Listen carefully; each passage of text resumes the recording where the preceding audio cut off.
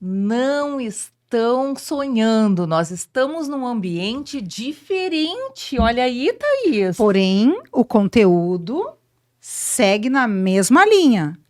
Educação, né? E inclusive com mais profundidade agora, né? Instrução. Gente, continuamos sendo as mesmas. A Thaís, aquela Thaís eu, que rasgo o roteiro, aquela Patrícia. Eu que puxo o programa de volta. E nessa segunda temporada, nós temos uma convidada maravilhosa.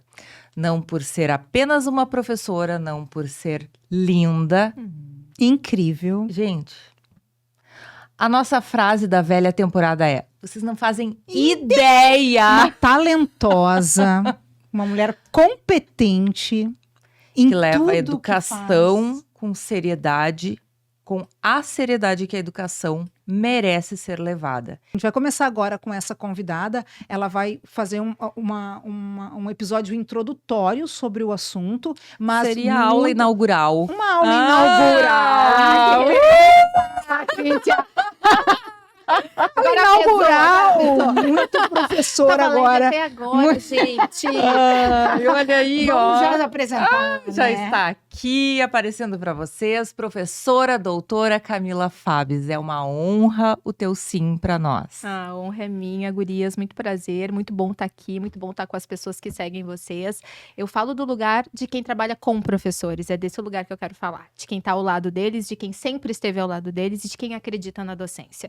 E eu acho que depois da pandemia, ninguém mais desacredita da docência, né? Porque ficar com as crianças e os adolescentes em casa não foi nada fácil nem simples, mas mais do que isso, eu acho que revalorizar um lugar que é importante para a gente transformar qualquer pauta social e qualquer pauta de educação. Então, eu falo desse lugar, atuei 8 anos como coordenadora pedagógica no ensino privado, depois trabalhei em mantenedora mais 4 anos, hoje eu estudo, faço pesquisa, estou fazendo um estágio pós-doutoral, sigo acreditando que é por meio dos livros, da literatura, que a gente pode tensionar mudanças que favoreçam a todos. Acredito sim no ensino democrático, numa educação que possa sim fortalecer as pessoas, né? Então, tô aqui para a gente poder conversar, fazer esse bate-papo e sim, é desse lugar que eu falo, de uma professora também, que se vê na docência e que ajuda a constituir a docência do lugar aqui do Rio Grande do Sul, mas eu acho que desse país. Ai, muito bem, Camila. A gente vai amar ter essa conversa contigo. Mas, assim, antes da gente entrar no assunto mesmo, a gente sabe que não é fácil essa vida dentro da pesquisa, né? É dura, é difícil, né? É muita dedicação. Eu queria que tu falasse um pouquinho, antes da gente iniciar falando ali sobre a educação em si e sobre todas as temáticas que tu estudas, a gente queria que tu colocasse assim, ó, a Camila, mulher, mãe, frente a esse monte de livros, os computadores, os tablets que fazem parte da tua vida. Como é que tu te organiza para tu conseguir chegar num pós-doc, né, com família, com toda a vida que essa trajetória profissional de redes fortíssimas, né? Como que isso aconteceu e como que tu dá conta disso? Sabe, Thaís, eu penso que, e Paty, né, eu fico pensando que o que nos mobiliza para fazer qualquer escolha na vida é desejo, né? A gente tem que ter desejo por fazer isso, mas a gente não pode romantizar, como vocês falaram no início do episódio, né? Não basta só desejo, a gente tem que ter um contexto de apoio, de estrutura. Eu sempre digo que eu não fiz um doutorado sozinha, eu fiz com uma família inteira que fez uma rede de apoio comigo, né? Pessoas que me ajudaram. Assim como a gente não cria uma criança sozinha, a gente precisa de uma aldeia para criar uma criança, gente. Alô aí, viu? Uma aldeia para criar uma criança. A gente não cria uma criança responsabilidade sozinha. de todos. E nenhuma criança que possa, assim, se ver e se enxergar, né? E como é importante, como tem mães solitárias. E quando a gente escolhe estudar, a gente escolhe um caminho de solidão. Porque para ler e estudar, a gente precisa ficar muito tempo sozinho. Silêncio, concentração. E eu gosto de ler e mergulho mesmo nos livros. E a escrita também é trabalhosa, né? Não é simples fazer escrita, se organizar não é simples. Eu acho que quando eu penso que eu trabalhava quase 50 horas, 44, viajava pelo Brasil todo e fiz uma tese de doutorado, quando eu penso que eu virava às noites, enfim, para fazer tudo isso, eu sempre penso que isso custou muito saúde, vida, bem-estar, Sim. né? Então eu tô falando de um lugar bem mais confortável hoje, que eu não tô nessa rotina tão... Então eu digo para vocês, a gente paga um preço alto por essas escolhas, né? E às vezes a gente até repensa, será que é por aí mesmo, né? Mas exige sim muito foco. E eu vou dizer uma coisa para vocês, quanto mais coisa a gente tem, mais a gente se organiza. Eu tô chegando a essa conclusão cada vez mais, mas talvez porque a gente viva numa sociedade que veio de um contexto de disciplinamento, onde a gente se subjetiva muito pela organização, assim, né? Pelos marcos temporais. Então, quando tu tem muitas coisas, tu vai botando tudo e o teu minuto, ele vira meia hora. Tu faz a coisa render. Quando tu tem muito tempo, talvez tu te espraie mais, tu leve mais tempo. Eu tenho sentido isso agora num ritmo de vida um pouco diferente. Mas é isso, eu acho que se eu pudesse dizer da Camila que trabalhou todas essas horas, fez um doutorado e cuidava de uma filha, tinha uma casa e tinha uma rede de apoio, nunca esquecendo da rede de apoio, eu vou dizer pra vocês que era muito foco, muita organização. Eu sempre fui muito sistematizada, assim, pra tudo. E eu acho que é isso que me ajudou a fazer tudo isso. Não foi simples. Hoje é um outro contexto, né? Hoje eu falo de um outro contexto, mas foi assim, foi com muito suor, né? E aí eu não quero entrar numa questão de gênero, mas eu acho que é bem desigual as coisas pra nós. Eu né? ia perguntar isso. Então- Tu falou sim, Deu a por deixa. favor, É. Mas ela deu o recado. Ela deu o Deu. recado. Super A deu. gente tem que quebrar um pouquinho o mito da guerreira, sabe? Porque eu É. tinha muito isso. Tem que ser guerreira, tem que ser, gente. A gente não tem escolha. Mas a gente também tem que desequilibrar uns pratinhos de vez em quando, deixar os Sim. pratinhos quebrar, pra gente poder viver e se dar conta de que a gente é humana. Eu acho que isso tem acontecido muito comigo, assim, me dar conta de que eu tenho sim o direito de daqui a pouco não dar conta de tudo. Né? Camila, e assim, Importante. muito legal ouvir a Muito Camila falando, importante. né? Assim, e, por exemplo, assim, olhando para trás, toda essa tua trajetória, né? O que tu sente hoje, assim, todas essas coisas que tu vê? Porque assim, ó, quem resolve estudar, isso é uma escolha que a gente faz, né? Eu vou escolher fazer agora uma pós-graduação, mestrado, né? Tu tem que participar daquela seleção, aquilo é tudo muito complicado, envolve todo o emocional da pessoa, né? E as renúncias, eu acho que esse é um ponto muito chave, as renúncias que a gente faz da vida. E essa Camila hoje, que começou bem novinha, ali que nós conversamos já, né? Aquela Camila começou bem novinha, já caiu numa supervisão escolar, né? Numa coordenação. Hoje, essa mulher forjada, né? O que tu enxerga de toda essa tua caminhada? Olha, a gente tá fazendo um momento de história de vida, era pra falar de educação, mas tudo A bem, gente vamos já falar vai da entrar vida nesse da ponto. educadora, porque eu acho que a gente fala da vida do educador, a gente tá falando da educação, mas a gente vai voltar pra pauta, tá? Combinado? Com certeza. Não, eu acho que quando eu olho, eu sempre penso que a vida, tudo que nos acontece nos constitui, né? E esses atravessamentos, né? A gente é forjado mesmo pelo que nos faz, né? E eu penso que eu só consigo enxergar tudo que eu enxergo hoje por passar por essas experiências, né? E eu tive o privilégio e a oportunidade de, aos 24 anos, ser acolhida numa rede muito experiente, uma rede centenária, e também de estar num colégio centenário, com pessoas muito qualificadas, que estudavam e que se aprimoravam. Eu aprendia muito com os meus professores, e talvez essa seja a maior dica que eu sempre dou para as coordenações. Aprender com seus professores, porque a gente tem um olhar para contribuir com eles. E acho que todo coordenador tem que contribuir, tem que estudar também.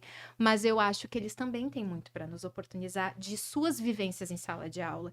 E eu acho que isso foi algo que eu nunca abri mão, de fazer escuta.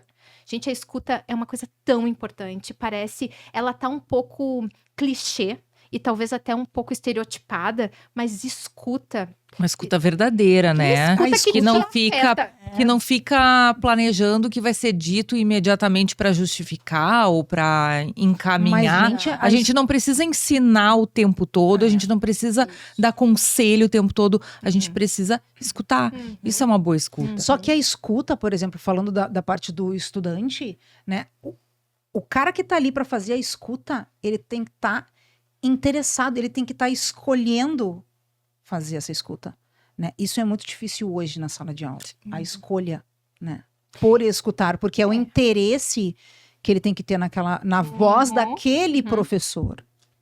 Sabe que eu li há pouco tempo um texto do Michael Fielding, que é um autor inglês, que aposta na voz do estudante e na voz do professor como uma interlocução. Ele fala de um debate intergeracional, da importância do debate intergeracional, da gente cruzar os repertórios. Ou seja, eu vivo num tempo que não é o tempo do meu estudante, ele vive num tempo que não é o mesmo tempo, mas a gente está no mesmo tempo, né? Sim. Que é o que o Ulrich Beck vai dizer de coexistências de realidades. Sim. Nós estamos vivendo um mesmo tempo, mas não vemos do mesmo jeito e não é os mesmos tempos históricos, porque nós estamos de fases diferentes, vamos Todo dizer tem assim. das suas culturas, né? Isso, e a sua lente para olhar para aquele momento. Exato.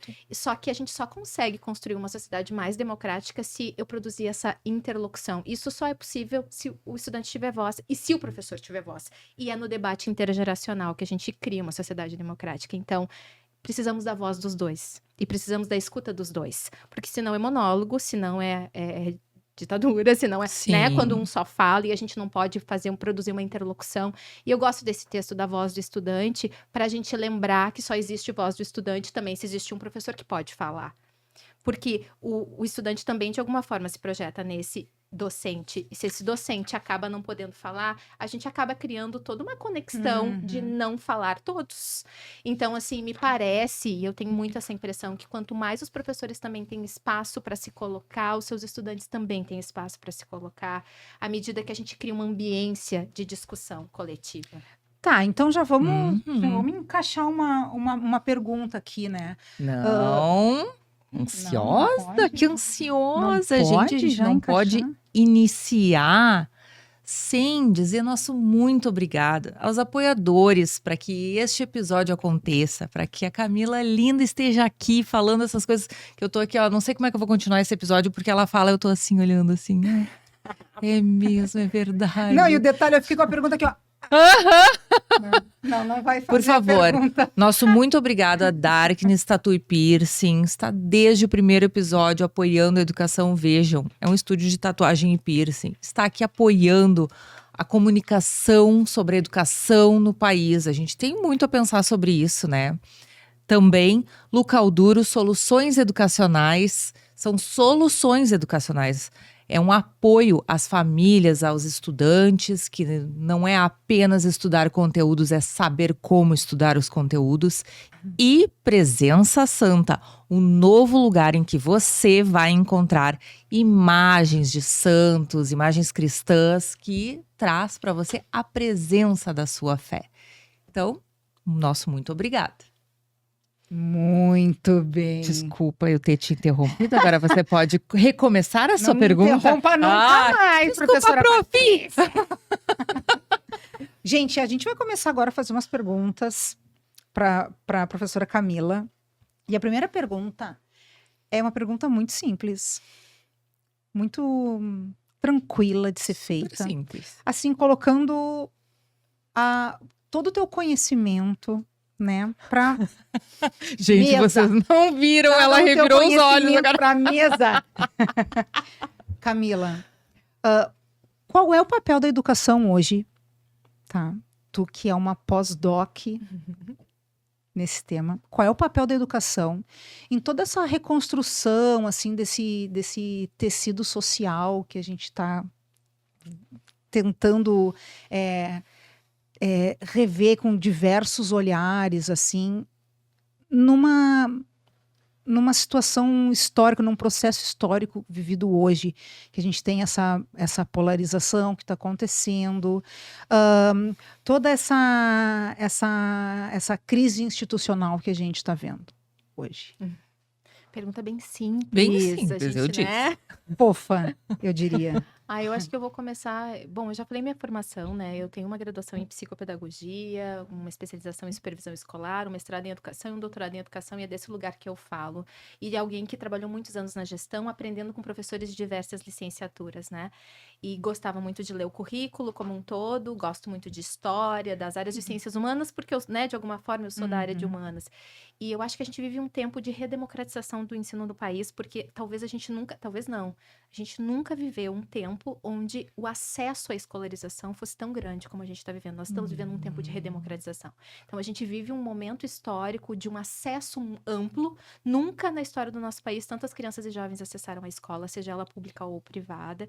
E isso faz com que a gente se dê conta de que o acesso não acompanhou a preparação da escola. Então, a gente tem uma demanda de inclusão, a gente tem uma demanda de, né, enfim, de um inchaço de muitas demandas para professores. Então, nós vivemos um tempo onde a escola é o espaço, onde a gente, aquilo que se almejava nos planos nacionais de educação há muitos anos, nós conseguimos. E é importante que a gente olhe para as políticas e veja, faça um olhar e observe que a gente atingiu o acesso, né? Estamos acessando mais, as crianças estão mais na escola, os jovens também.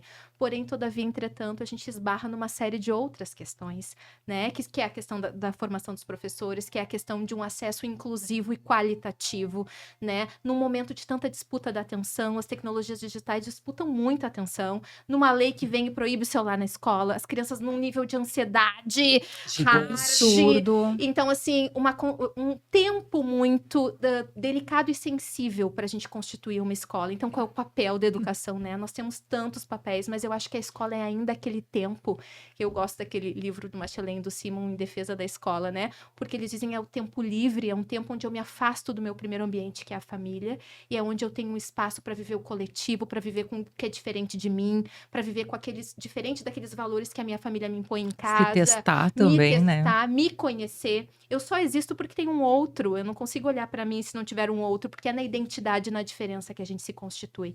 Então, a escola é, para mim, esse espaço sagrado, entre aspas, vou romantizar, mas esse espaço de muito valor para a gente pensar o reconhecimento da alteridade, sabe? Da gente se ver como sujeito dentro de um contexto.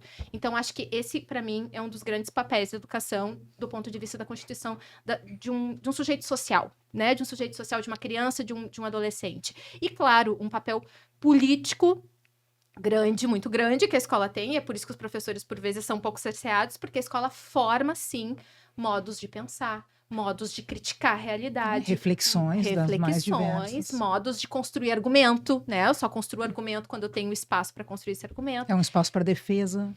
É, para defesa, mas de alguma forma também é um espaço para que eu possa argumentar e construir criticidade, me posicionar e investigar. E eu gosto muito, eu sempre fui uma apoiadora das feiras de iniciação científica, né? As mostras do saber, as feiras científicas. Eu sempre fui uma apoiadora porque eu entendo que é um espaço que a gente diz para as crianças, olha, tudo que vocês estão vendo aqui, ó, foi descoberto por alguém em algum momento, né? E esse, para mim, é um outro compromisso da escola. A Hannah Arendt tem uma frase que ela diz que nós temos o compromisso de acolher os recém-chegados, né? Lá depois da Segunda Guerra, ela diz os recém-chegados, que são aquelas crianças que vieram e que nós temos o compromisso de apresentar esse mundo que já existia antes delas estarem aqui. Então, esse patrimônio cultural, esse patrimônio histórico é nosso compromisso. E acho que a Feira de Iniciação Científica, as pesquisas, elas fazem um pouco isso. Elas dizem, olha só, alguém descobriu, tem um método, e alguém descobriu por meio desse método. Então, eu acho que a escola também tem esse papel. Tem tantos papéis que eu acho que a escola tem. Tem uma coisa que a gente vai providenciar, que é uma lista com o nome de todos os teóricos, todos os escritores, autores que tu está citando aqui, porque é importante. Uma das coisas bem importantes é a gente saber quais teóricos a gente deve ler. E eu acho que a gente tá há muito tempo lendo os mesmos nomes, falando das mesmas pessoas, e tem tanto nome atual, né?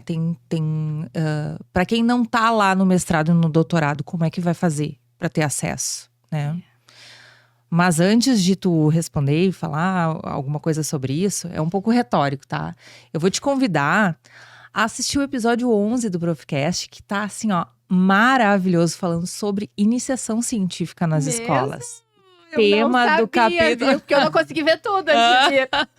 O capítulo, o episódio 11, ele todinho dedicado à iniciação científica, né? Com duas irmãs que são educadoras e trabalham sobre em cima da iniciação científica, defenderam com unhas e dentes, a gente E até elas tentou, vêm né? da sua formação, que vem desse lugar, assim. No episódio 11. Então, nosso compromisso com esse episódio, né? Fazer uma lista, então, dos teóricos e esse convite a vocês que estão assistindo, a Camila também de assistir também, além deste, o episódio 11. Os outros também, né? Podem assistir os outros. Mas deixa eu já aproveitar e engatar aqui uma pergunta. Tudo isso que tu disse te referiu lindamente sobre a educação nos dias de hoje. Te pergunto, estamos com as crianças nas escolas como nunca estiveram antes. E a escola, então? Neste modelo tradicional que a gente tem hoje, como é que está a situação da educação com todas essas crianças dentro de todas essas escolas, sendo elas públicas e privadas? Sabe, quando eu penso assim em termos de Brasil e quando eu penso nas escolas de periferia, de município, de estado, as escolas de centro, as escolas rurais, as escolas do campo, as escolas indígenas, as escolas quilombolas, as escolas, né, que são plurais também, porque a gente vive em um país continental, a gente não pode esquecer que o Brasil é um país continental e que a gente tem muitas regiões. Sempre que eu penso nisso, eu penso que a gente precisa dialogar com os códigos culturais regionais também. Eu acho que a gente tem um compromisso de dialogar com as comunidades que constituíram aquele espaço, porque aquele espaço tem um código que é daquelas pessoas, né? Então, eu sempre penso que não dá para olhar o papel da escola e da educação sem olhar o contexto onde a escola está, né? Sem olhar que ali existe uma comunidade que reconhece aquele espaço como um espaço de saber, se é que em todas as comunidades também se reconhece como esse espaço. Então, eu fico pensando muito nessa pluralidade e, à medida que eu tenho um acesso amplo do compromisso de dar condições para que essas escolas tenham possibilidade de fazer uma intervenção significativa na vida dessas crianças e desses jovens, né? E aí, condições, eu digo verba, eu digo gestão, né? Preparo, formação de professores, estrutura, um ambiente de qualidade, né? Eu acho que quando eu viajei para alguns lugares, tive o privilégio com a minha formação de viajar para alguns países para conhecer experiências internacionais. E quando a gente vai para fora, claro, são outros contextos, né? O Brasil é um país moderno, tem um pouco mais de 500 anos. A gente, quando vai para a Europa, né? A Europa tem, nossa, é o velho mundo, como a gente chama, então a gente não pode comparar porque são contextos históricos distintos, mas a gente também vai ver que um nível de organização histórica vai dando um outro efeito para a educação, né? Então, como é importante com esse amplo acesso, um nível de organização e uma política pública efetiva, uma política pública que chegue nas pessoas que estão lá dentro das escolas, né? E aí uma política pública é refinar, sim, a qualidade, o conceito de qualidade tem que ser discutido, né? O que é qualidade, né? E às vezes tem comunidades que o cuidado precisa ser anterior, porque existe vulnerabilidade social, existe uma condição daqui a pouco de não ter subsistência, questões sociais mesmo mínimas, né? E aí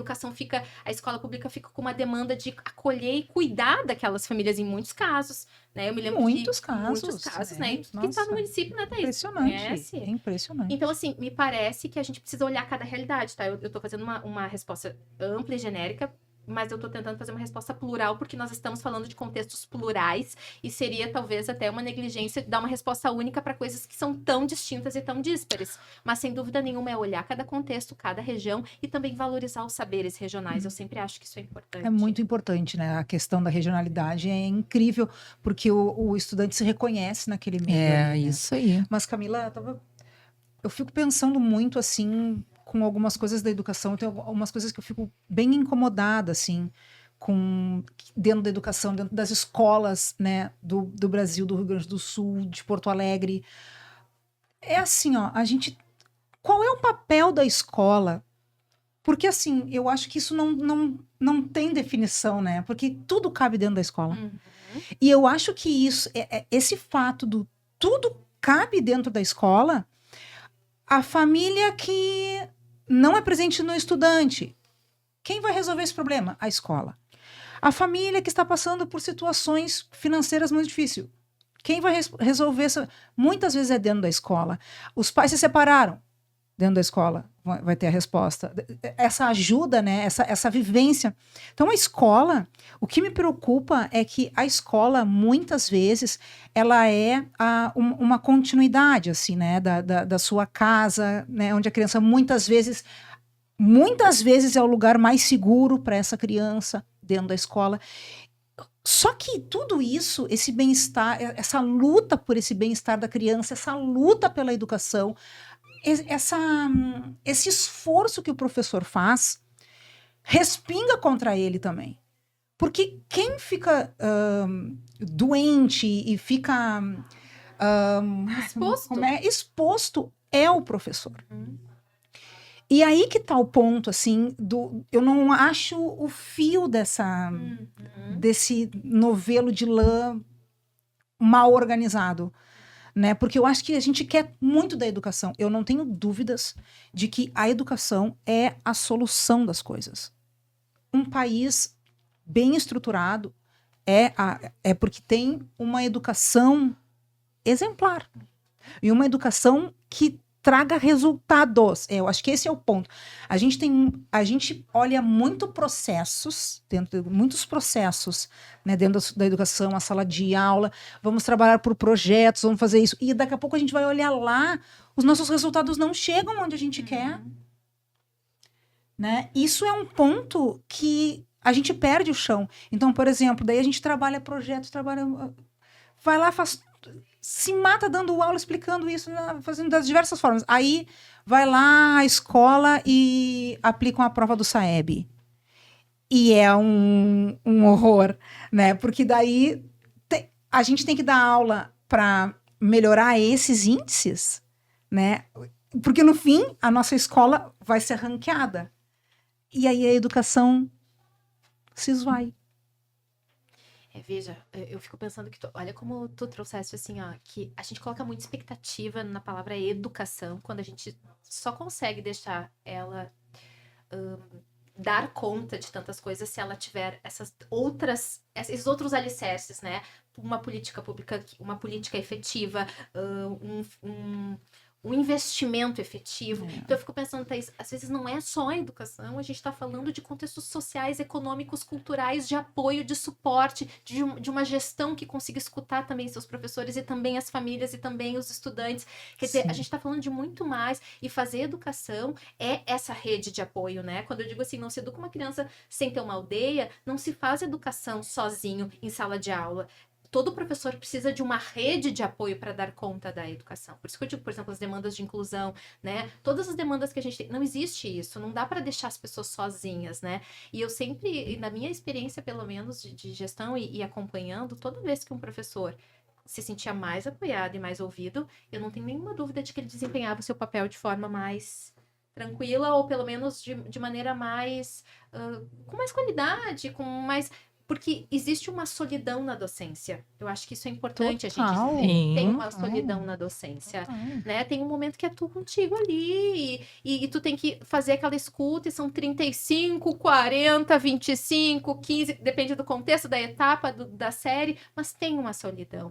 Então, e por isso que eu acredito muito nas comunidades de aprendizagem. E eu acho que os professores entre si precisam se fortalecer muito.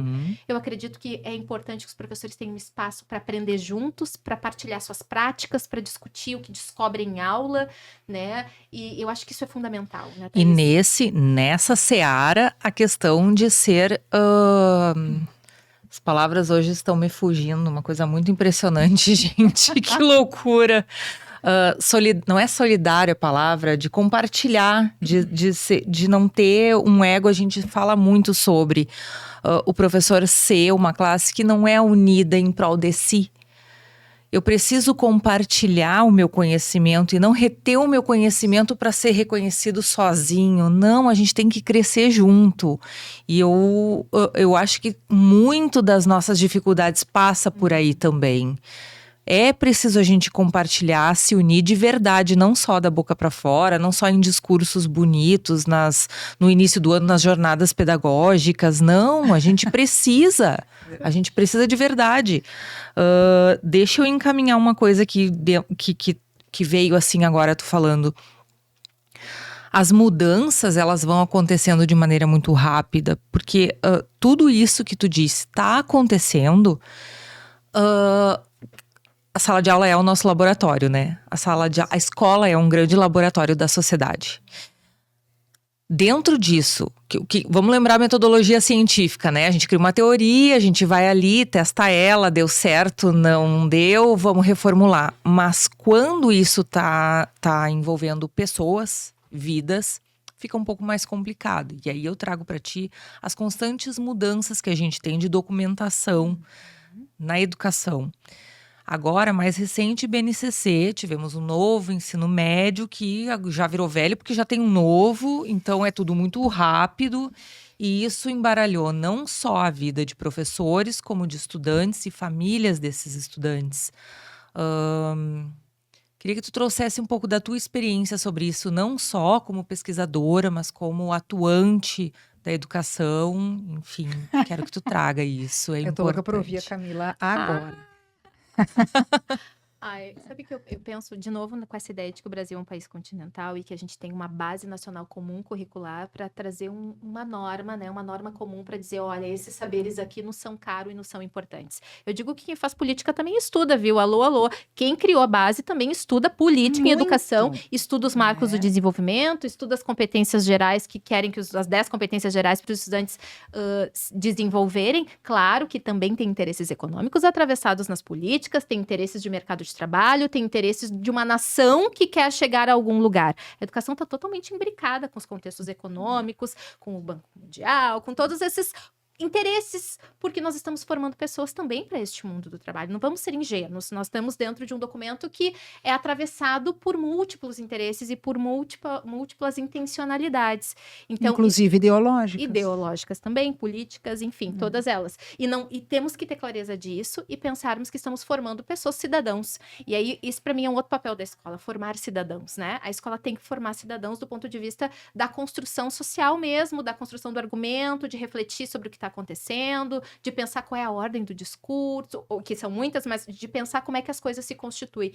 E aí, voltando um pouco para essa tua questão, para tua pergunta, a base para mim para mim, né? Ela é um marco, ela não é o currículo, é um documento normatizador, mas ela elenca conjuntos de competências e habilidades que nós não podemos abrir mão dentro de cada etapa do desenvolvimento.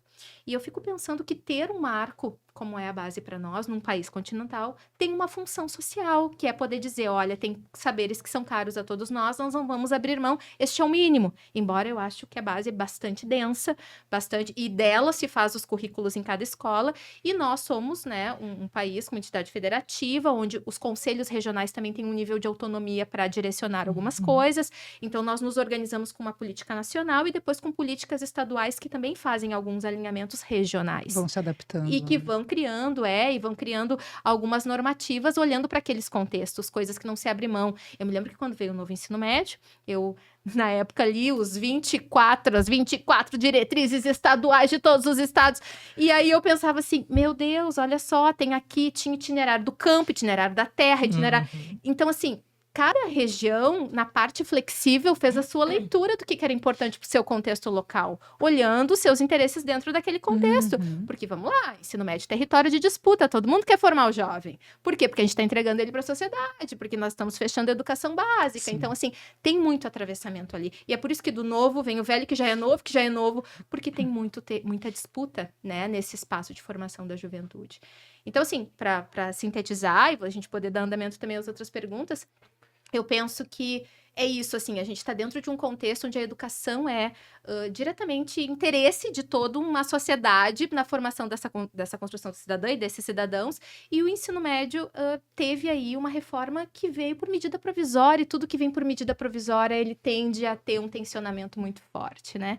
Eu me lembro que na minha tese eu tentei fazer uma busca, assim, de todos os movimentos sociais, desde a Amped, todas as notas de repúdio, eu botei algumas em nota de rodapé, assim, notas de repúdio inúmeras, né? Porque uma reforma que passou na caladinha da noite, assim, né? Porque já estava ali, aí foi.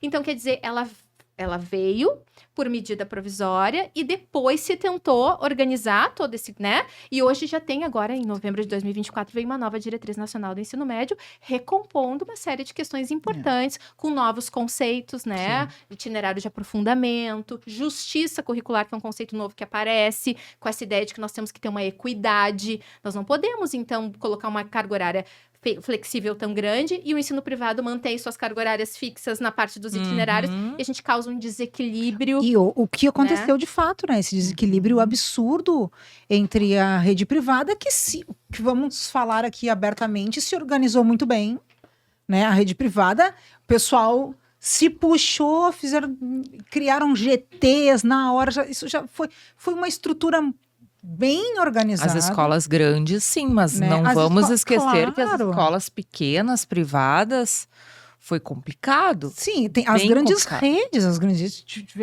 tem, bom, algumas redes permitiram haver uma maior flexibilidade e outras não.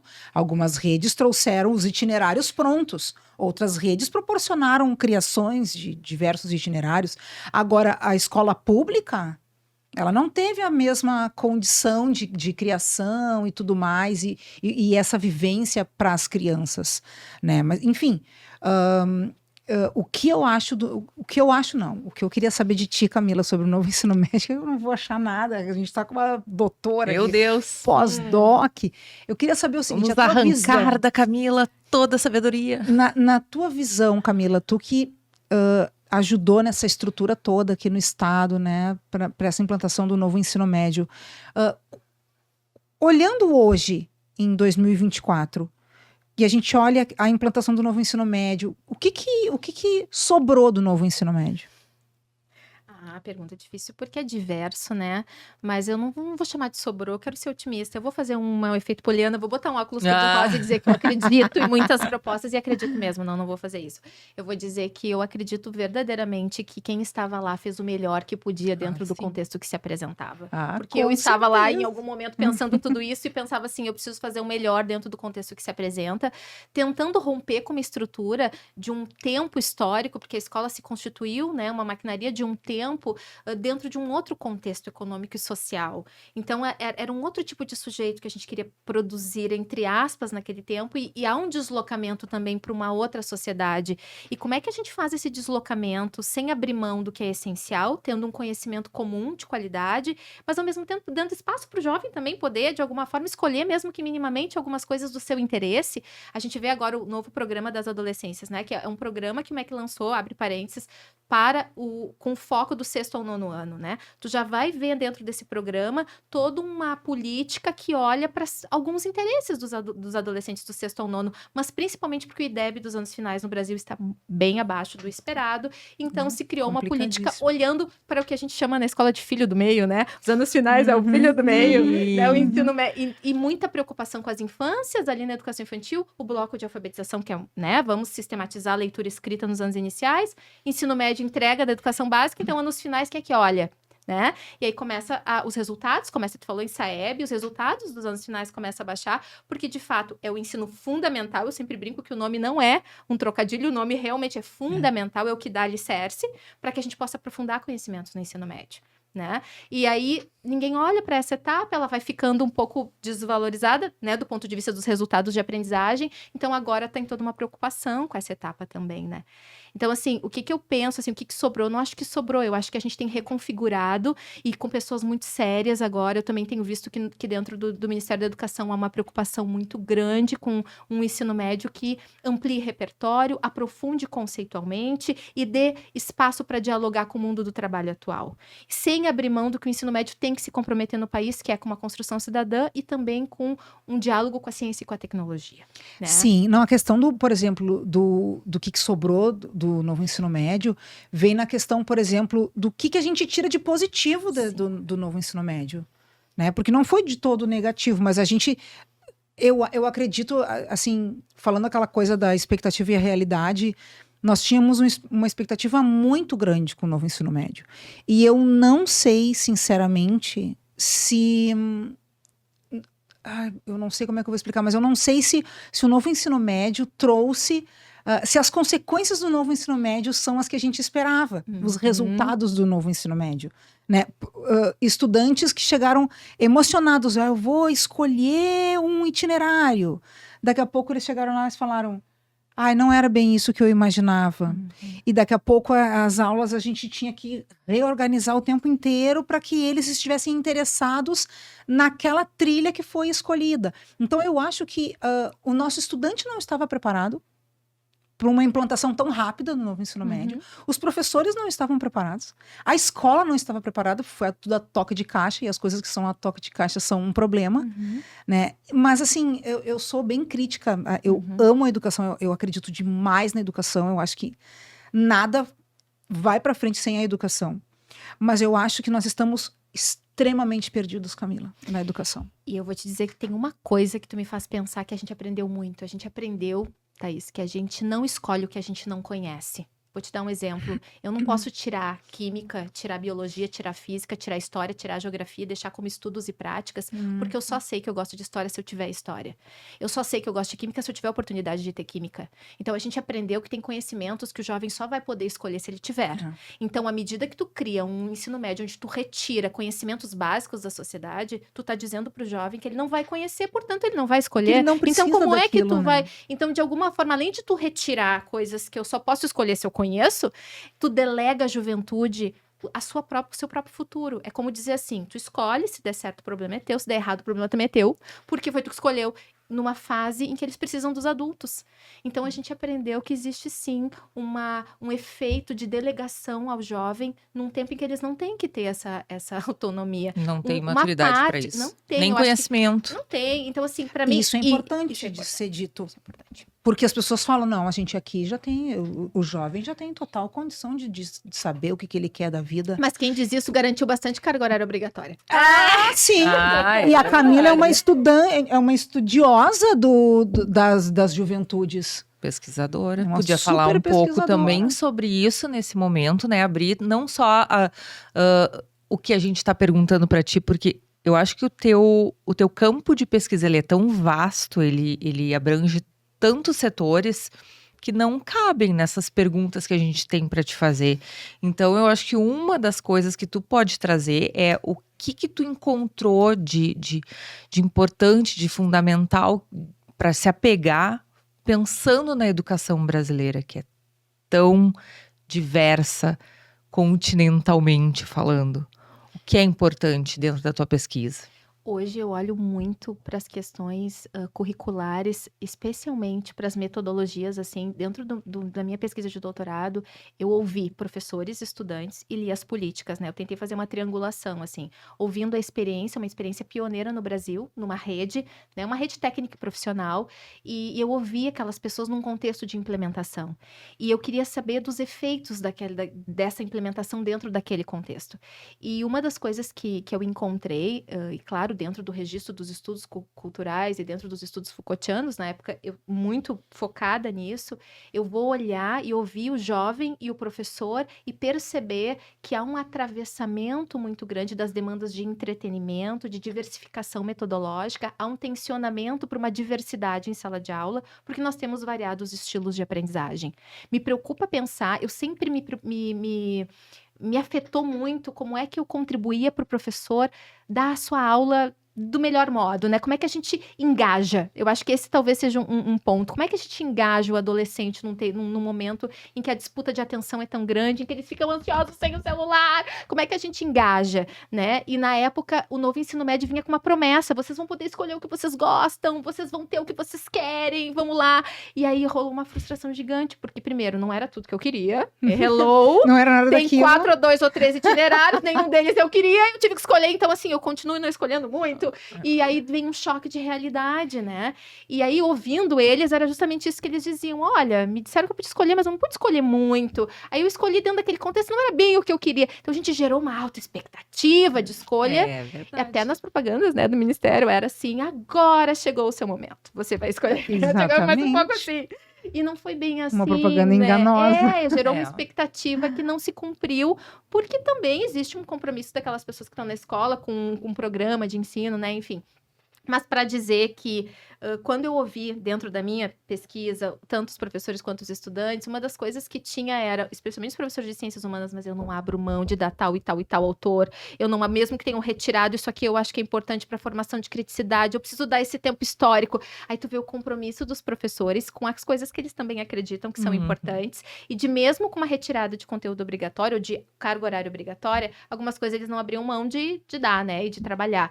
Então, dentro da minha pesquisa, o que eu percebi e a minha tese foi de que a docência é atravessada por uma demanda forte de entretenimento, ou seja, nós precisamos e tem um tensionamento por parte das políticas e dos professores para que eles, de alguma forma, se subjetivem dentro de contextos de interação para captar atenção.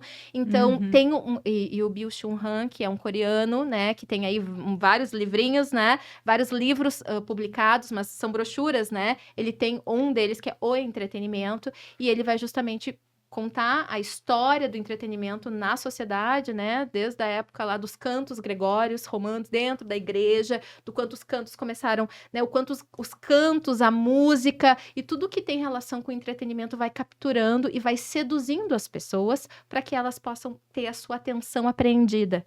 E talvez, num tempo de tanta disputa de atenção, esse seja o maior atravessamento da docência hoje. O que eu crio para que me vejam, para que aprendam comigo, para que eu... Então, hoje eu estou muito preocupada muito com essas questões do quanto isso afeta a docência e do quanto a docência tem que se reinventar dentro desse contexto para que os seus jovens, que não são aqueles que a gente enfileira e todo mundo fica olhando, e mesmo assim, quando eu ficava olhando, não estava nem sempre prestando atenção. Não, isso Mas não quer dizer. agora que está todo mundo em movimento, como é que eu faço isso? Né? Como é que eu engajo? Eu tenho a impressão, e eu acho que isso é um pouco verdade quando a gente vê assim a realidade da sala de aula, é que me parece que o jovem engaja, ele presta atenção, ele demonstra isso naquela pergunta que ele fala: vale nota? Vai cair na prova? Isso vai ser avaliado? Então ele vai prestar atenção. A gente tem essa realidade muito viva na sala de aula. Sim. E aí entra também um outro ponto sobre o novo ensino médio, o aumento absurdo de avaliações. Aumentaram absurdamente as avaliações. Meu Deus, cada nova disciplina incrível e maravilhosa que se criava, tinha ali 3, 4, 5 avaliações, porque aquilo é anual ou semestral, não sei para qual. O aluno ficava desesperado. O aluno e a família, né, gente? É, eu nunca vou esquecer nós de uma tivemos- reunião Nossa, foi complicado. que eu participei. Uma reunião ali no início do ano, apresentação dos professores para as turmas. Aí estavam os paizinhos assim sentados no lugar dos seus filhos. E um pai disse assim: eu gostaria só de entender uma coisa. Era o primeiro ano da implementação do novo, que agora é antigo ensino médio.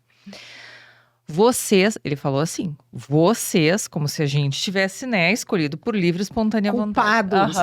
Vocês disseram pra gente que vai diminuir a demanda, que vão diminuir as disciplinas, tarará. Mas eu tava fazendo uns cálculos aqui, ele fez isso, gente. Eu tava fazendo uns cálculos aqui e de 30 avaliações, porque eu não esqueço disso, ele disse 152 avaliações. Do cálculo que ele fez, eu não me lembro o inicial, mas o número final que ele chegou no trimestre que o filho dele faria 152 avaliações.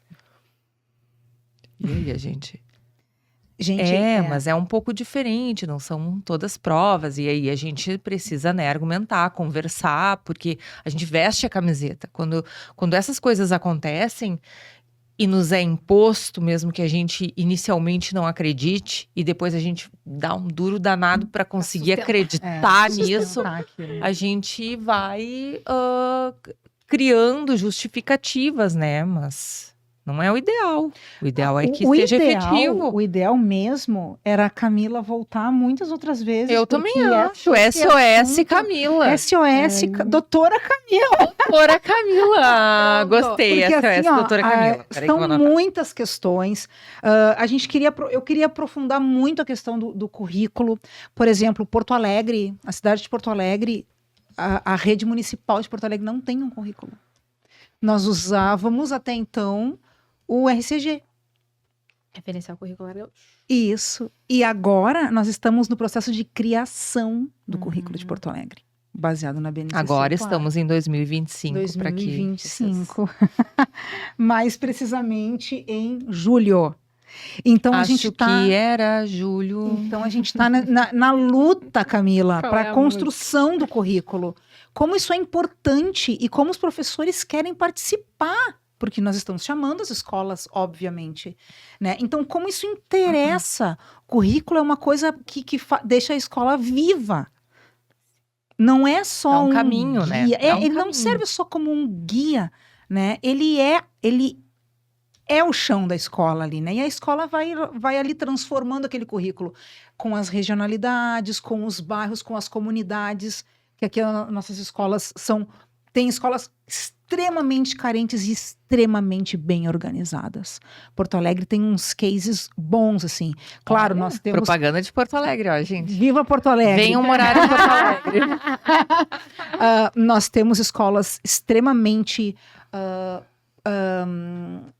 como é que eu vou explicar? Nós temos escolas muito necessitadas de tudo, de olhar, sabe, tudo. E, em compensação, nós temos, escolas que foram devastadas pelas enchentes, que se reergueram, foram reinauguradas. Isso na educação é uma coisa emocionante, né? A educação, ela é emocionante, né? Não tem como a gente deixar passar, assim. Ela se reconstrói, ela se afunda e se reconstrói. Criamos políticas que não dão certo e a gente vai achar outros formatos para fazer dar certo. O professor, e aí que vem, eu gosto demais da educação, por isso, assim, eu acredito muito, esse podcast eu acredito muito em função disso, porque a gente fala para o professor, a gente fala do professor, a gente fala da educação ligada ao professor. O professor, ele é responsável por isso. Ensino médio, queríamos uma coisa, teve a coisa da expectativa e da realidade. Quem salvou o ensino médio foram os professores. Porque tiveram que estudar muito mais do que estavam acostumados. Os professores levaram o novo ensino médio nas costas, né? No colo. Pegaram aquela sua nova disciplina, porque muitas eram híbridas, juntava sociologia, filosofia e história, como existiu, e eu trabalhei nisso. Nós tivemos que criar, recriar, reorganizar. Os professores fizeram isso, né? Sem ganhar hora extra, não tem nada disso. Eles fizeram porque tinham que fazer e porque queriam fazer dar certo. Então, eu acho que o professor tem muito isso, né? Então, eu queria muito, Camila, assim, ter discutido mais o currículo contigo, falado das reprovações, né? Qual que era a tua visão disso, das frequências. Também, aprofundar a questão do entretenimento, porque essa palavra assusta um pouco o professor que é sério, né? Que pensa assim, não que ter uma aula com essa metodologia para segurar ali o aluno consigo não seja uma coisa séria também, mas não é perfil de todo mundo, então desmembrar um pouco essa palavra em entretenimento. E que eu acho que a gente precisa trabalhar com os equilíbrios, o equilíbrio difícil, né? A ideia da gente se movimentar no âmbito da ambivalência, não dá pra gente só dar aulas positivas dialogadas magistrais o tempo todo, mas a gente também precisa de atividades experienciais, ainda mais com essa geração, tem variados estilos de aprendizagem, então a gente precisa ter uma diversificação. Eu sou uma defensora da diversificação metodológica, tá? Mas eu também sou uma defensora da gente não abrir mão de uma boa aula expositiva, eu sou também uma defensora da gente não abrir mão da prova, da gente, é que eu acho que a prova é sempre um recorte que a gente tem que fazer, e por si só ela é injusta, né? Eu sou uma defensora da avaliação formativa porque eu acho que é processo. Então, assim, eu sou uma defensora da diversificação porque eu entendo que assim a gente atende mais os diversos estilos que a gente tem em sala de aula, né? Sim. Então, o equilíbrio difícil, né, Thaís? E voltando aí pra gente fechar, olhando um pouco pro professor, que eu acho que tu fala, eu acho que sim, eu acho que o professor, ele fica muito atravessado por muitas demandas na escola, pela demanda do que vem da gestão, pela demanda da expectativa da família, pela demanda do seu aluno que ele está o tempo todo ali. Então, por isso que eu digo que o fortalecimento da docência é um pilar estruturante dentro de uma instituição escolar. Então, se o professor se sente forte, ele tem uma tendência a deixar uma instituição forte, né? Então, para mim, é realmente uma figura... E quem é que ganha com isso? Todos nós. Todo mundo. Todos nós. E parece ser tão simples, né? E o que tá imbricando aí? É isso que nós estamos discutindo e que você está aqui com a gente por favor, mande suas perguntas, dialoga com a gente vai conversar com vocês aqui nos comentários do YouTube, nas redes sociais. Vamos ampliar e vamos esperar a doutora Camila aqui mais uma vez, falando com a gente. Pode ser, Camila? Claro que sim. Olha, ela disse sim, vamos Ô, cobrar. Camila, então Passou passando aqui, rápido, ó, gente. Rápido. momento, tuas palavras finais para esse momento, Camila, então. Eu quero terminar com uma frase do Dewey que eu separei para trazer de 1929, que é uma frase que diz que o trabalho do professor inclui a ciência dentro dele. Ele dizia isso lá, né, no início do outro século, dizendo para nós que existe uma ciência no trabalho docente, que a gente precisa olhar para isso. Nós fazemos ciência na escola, nós produzimos conhecimento, e quando a gente está com os jovens, com as crianças pensando saberes, a gente está construindo sim um mundo ali e fazendo a diferença para transformar a realidade. Então, quero deixar essa frase para que cada professor que está assistindo lembre que faz ciência e que se compromete com um futuro melhor para todos nós. E a gente tem que repactuar os nossos compromissos com a educação do país. Olha aí. Muito bem. Gente, Acertamos bate aí. muito bem, Aula trazendo a inaugural, Camila. nota Uau, 10. gente, Vamos estou começar a dar nota para os convidados? Nota! 10! Valeu, galera. Camila, muitíssimo obrigada, tá? Foi incrível te ouvir. Meu Deus. Inspirador, viu? Foi De muito verdade. legal, muito inspirador. Ouviram, professores? Olha só quantas dicas nós demos aqui. Algumas a gente vai fazer um lembrete aqui nas descrições de vídeos. É. E outras vocês, por favor, mandem pra gente.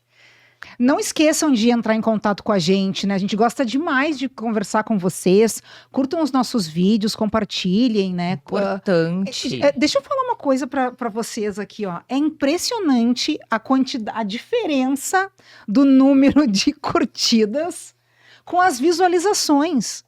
Gente, nós temos vídeos de 22 mil visualizações E poucas e curtidas. 400 curtidas. Como que pode isso? Eu não sei. Às vezes é só não lembrar, e é por isso que nós estamos lembrando. Ajude a gente a fazer esse podcast tomar uma proporção nacional. É o nosso objetivo, nacional, gente. Vamos tornar essa discussão brasileira. Aí é que tá. Tá certo que a Thaís falou de Porto Alegre aqui, mas isso é um mero detalhe, né? Profcast quer ganhar o mundo, galera. É isso!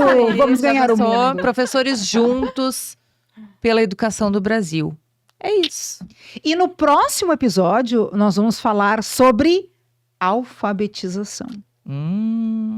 A gente vai começar agora a dar uma engatinhada, vamos falar da alfabetização no Brasil, como é que ela está sendo trabalhada, como é que ela está sendo vista, qual é a metodologia que está sendo usada, ou as metodologias, as diferentes metodologias que estão sendo usadas. Depois a gente pretende o quê? Chamar alguém do 9º ano, depois alguém do 3º ano. E assim Como nós é vamos. que junta o beabá e depois sai fazendo Como uma é? redação Enem nota 1000? É isso, é sobre isso. Nos aguarde, pessoal, tá? Até mais. Até! Obrigada!